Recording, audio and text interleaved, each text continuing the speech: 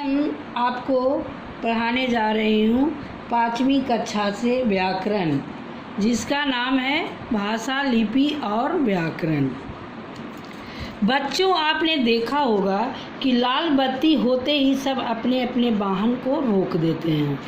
जानते हो ऐसा क्यों होता है? ऐसा इसलिए होता है क्योंकि वाहन चलाने वाले लाल बत्ती के संकेत को समझते हैं। वे जानते हैं कि यह रुकने का संकेत है। हम अपनी बात कभी संकेत द्वारा, कभी बोलकर तो कभी लिखकर करते हैं। हम अपने मन की बात कहने के लिए भाषा का सहारा लेते हैं। ध्वनियों तथा संकेत भाषा में नहीं आते। भाषा में केवल वही ध्वनि आते हैं जिनसे मिलकर शब्द बनते हैं। भाषा की परिभाषा इस प्रकार है: मन की बात बोलकर या लिखकर कहने का साधन भाषा है।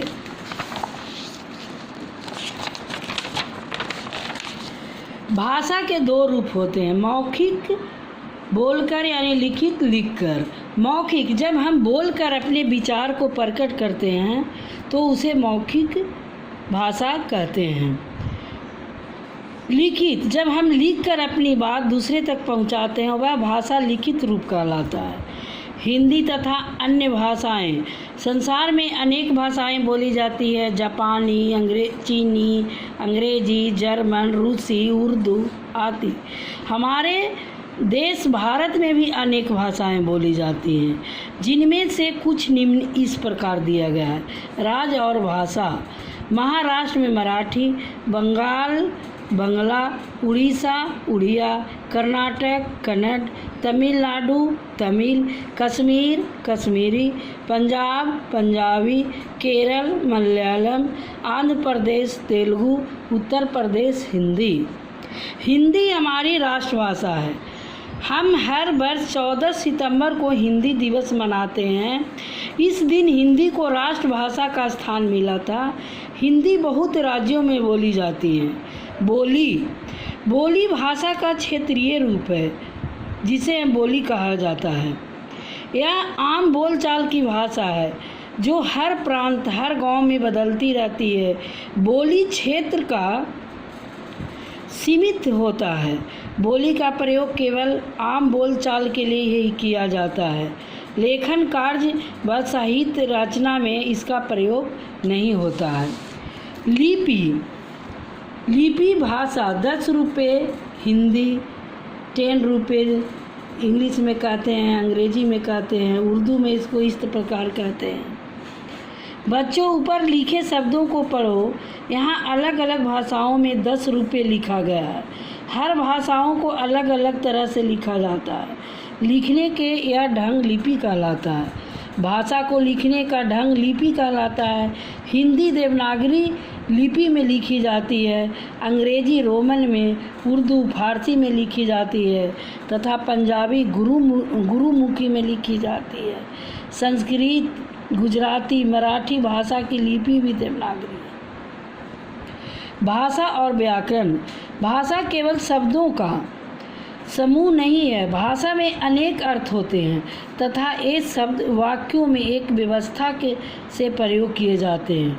किसी भी ध्वनि, शब्द तथा वाक्य का प्रयोग ठीक है या नहीं, इसके लिए कुछ नियम होते हैं। ये नियम ही व्याकरण कहलाते हैं। भाषा के शुद्ध प्रयोगों के नियमों की जानकारी देने वाले शास्त्र को हम व्याकरण कहते हैं। नीचे लिखे शब्दों को पढ़ो। अच्छा, मुझे है रसगुल्ला लगता। इन शब्दों से कोई अर्थ समझ में नहीं आता। इन्हीं शब्दों को जब हम इस क्रम में पढ़ो, मुझे रसगुल्ला अच्छा लगता है, सही क्रम में लिखने पर पूरी बात समझ में आती है। भाषा के शुद्ध रूप को सीखने के लिए व्याकरण पढ़ा जाता है। व्याकरण में मुख्यतः 3 भागों पर बल दिया गया है: वर्ण, शब्द और वाक्य। आओ इसे हम दोहरा देते हैं। मन की बात बोलकर या लिखकर कहना ही भाषा है। भाषा के 2 रूप हैं, मौखिक और लिखित। विश्व में अनेक भाषाएं बोली जाती है। हमारे देश में भी अनेक भाषाएं बोली जाती है। हिंदी हमारी राष्ट्रभाषा है। भाषा को लिखने के ढंग को हम लिपि कहलाता है। हिंदी देवनागरी लिपि में लिखी जाती है। व्याकरण हमें भाषा को शुद्ध बोलना, लिखना व समझाना सिखाता है। आओ अभ्यास अब करें। सही शब्द चुनकर रिक्त स्थान को भरें। ऊपर दिए गए शब्दों को रिक्त स्थान में, खाली स्थान में भरना। मन के विचार प्रकट करने के साधन को हम भाषा कहते हैं। भाषा को लिखने का ढंग लिपि कहलाता है। हिंदी देवनागरी लिपि में लिखी जाती है। हिंदी हमारी राष्ट्रभाषा है। व्याकरण भाषा के नियमों की जानकारी देता है।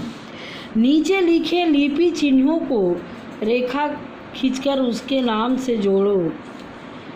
हिंदी है, ए अंग्रेजी में लिखा गया है, उर्दू में लिखा गया है। निम्न वाक्यों में भाषा का कौन सा रूप है? नीचे दिए गए स्थान में लिखो। सुनैना पत्र लिख रही है, लिखित भाषा है। दादाजी अखबार पढ़ रहे हैं, ये मौखिक भाषा है। लेखक कहानी लिख रहा है, ये लिखित भाषा है। कवि ने मंच पर कविता सुनाई, मौखिक भाषा है।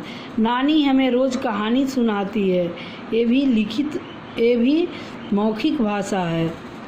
वर्ग पहेली से भाषाओं के नाम ढूंढकर सही राज्यों के सामने लिखना है। केरल में मलयालम बोली जाती है, कर्नाटक में कन्नड़, पंजाब में पंजाबी, उत्तर प्रदेश हिंदी, तमिलनाडु तमिल, आंध्र प्रदेश में तेलुगु।